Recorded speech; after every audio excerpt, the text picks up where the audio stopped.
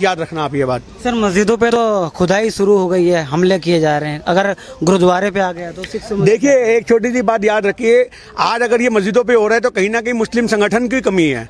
आज मुस्लिम लोगों की कमी नहीं है, ये संगठन की कमी है। संगठन क्यों बनते हैं आप ये बात बताइए। संगठन एक तो होती है, संगठन एक ताकत होती है, पर आज कोई मुस्लिम संगठन किसी मस्जिद के खिलाफ हमें रोडों पर नजर नहीं आता, मोर्चा खोलता नजर नहीं आता। आज वो सब लोगों को लोकतांत्रिक तरीकों का इस्तेमाल करके मोदी जी का विरोध करना चाहिए। पर अगर ये गुरुद्वारों के ऊपर एक बात आ गई तो याद रखना, मोदी जी संसद के बाहर से एक भी बीजेपी के निकलने का नेता का निकलने का रास्ता बंद कर देंगे। आप गुरुद्वारा की तरफ आंख उठा के भी मत देखना, ये देश के वो शेरों की कौम है कि अगर आपने आंख उठाई तो आपकी संसद की जो इमारतें हैं उसकी भी ईंट से ईंट बजा देंगे। तो मुस्लिम धर्म संसद चल रहा है देवबंद के अंदर, उसमें मौलाना कह रहे हैं कि मुसलमान के ऊपर जितना जुल्म हो जा रहा है हम सह लेंगे, लेकिन लेंगे, ये कमजोरी है, भारत के लिए हम ये कमजोरी है, ये कमजोरी है मेरे भाई। सहना इसको नहीं कहते। आप अगर आपको एक बार पता होनी चाहिए कि आप अगर जुल्म को सह रहे हो, ये तो आपकी मेरे ख्याल मेरे को लगता है हर धार्मिक किताब का हिस्सा होगा कि जुल्म को सहना को भी एक बहुत बड़ा पाप है।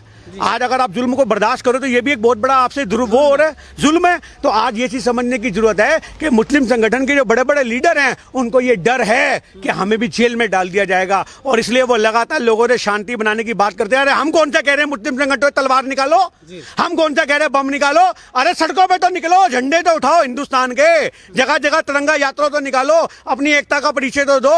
हम तुम मुस्लिम संगठनों से ये नहीं कह रहे कि तुम तलवार निकालो, तुम बम उठा लो और मस्जिदों के सुरक्षा के लिए बम मारो जगह जगह। पर मस्जिदों की सुरक्षा के लिए धर्म गुरुओं को आगे आना पड़ेगा, सड़कों पे लेटना पड़ेगा, लोकतांत्रिक तरीकों का इस्तेमाल करना पड़ेगा, संविधान के हिसाब से विरोध करना पड़ेगा। गांधी जी की आत्मा उनके अंदर आनी चाहिए, मुस्लिम संगठनों के अंदर, तब देश की मस्जिद बचेगी, तब देश का भाईचारा बचेगा। पर वो मुस्लिम संगठन डरपोक हैं। उन मुस्लिम बड़े बड़े नेताओं को डरपोकी का खिताब देना चाहिए जो सिर्फ और सिर्फ बीजेपी का वोट काटने का काम करते हैं, कांग्रेस पार्टी का, और बीजेपी का सपोर्ट करते हैं। आज बड़े बड़े मैं नाम नहीं लूंगा, ऐसे कितने सारे बीजेपी के प्रवक्ता जो नेता हैं जो बीजेपी को इंडायरेक्टली मुस्लिम संगठन सपोर्ट करते हैं। उस मुस्लिम संगठनों को सोचना चाहिए कि किस तरीके से भाईचारे को बनाया जाता है, सड़कों पर उतरने की जरूरत है।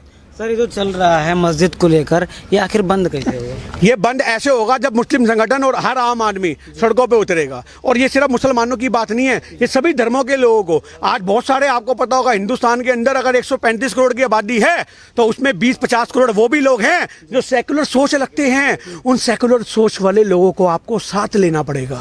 ये सब मुस्लिम संगठनों को सड़कों पर मोर्चे खोलने पड़ेंगे, क्योंकि ये सिर्फ धर्म की बात नहीं है। मेरी बात सुनिए, ये एक आत्मसम्मान की बात है। आज ये गुरुओं के आत्मसम्मान की बात है। तुम हमारे गुरुओं के आत्मसम्मान को पैरों तले रोंद रही हो। तुमने मोहम्मद साहब के बारे में बोला, कभी तुम सिख गुरुओं के बारे में बोलते हो, कभी तुम हिंदू गुरुओं के बारे में बोलोगे। ये क्या कर रहे हो मोदी जी? अगर बोलना है, अपना मुंह खोलना है आपके नेताओं को, तो एक प्रेस कॉन्फ्रेंस करो और बताओ तुमने लॉकडाउन का 20,000 करोड़ रुपए जो हजम किया वो कहां गया। तुम ये जो बना